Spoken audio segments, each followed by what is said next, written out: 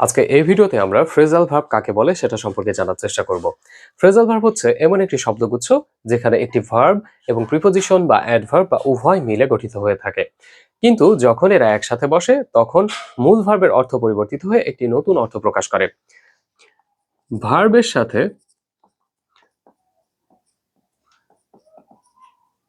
Particle যুক্ত হয়ে অর্থাৎ প্রিপোজিশন বা অ্যাডভার্ব যদি যুক্ত হয়, প্রিপোজিশন অ্যাডভার্ব বা উভয় যদি যুক্ত হয়, তাহলে একটি নিউ মিনিং তৈরি হয়। ফর এক্সাম্পল, কল অর্থ হচ্ছে ডাকা। কল অর্থ হচ্ছে ডাকা, কিন্তু এই কলের সাথে যদি আমরা অফ যুক্ত করে দিই, কলের সাথে যদি আমরা অফ যুক্ত করে দিই, তাহলে সেটার মিনিং হয়ে দাঁড়ায় বাতিল করা। কল অফ মানে হচ্ছে বাতিল করা। আমরা যদি একটা উদাহরণ দেখি তাহলে বুঝতে পারবো। The match was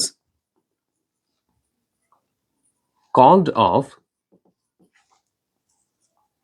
due to rain. এখানে কল অফ মানে হচ্ছে বাতিল করা বা পরিত্যক্ত ঘোষণা করা। The match was called off due to rain, অর্থাৎ ম্যাচটি বৃষ্টির কারণে পরিত্যক্ত বা বাতিল করা হয়েছে। আশা করি এই ভিডিওর মাধ্যমে আপনারা ফ্রেজাল ভার্ব কাকে বলে সেটা শিখে নিতে পেরেছেন।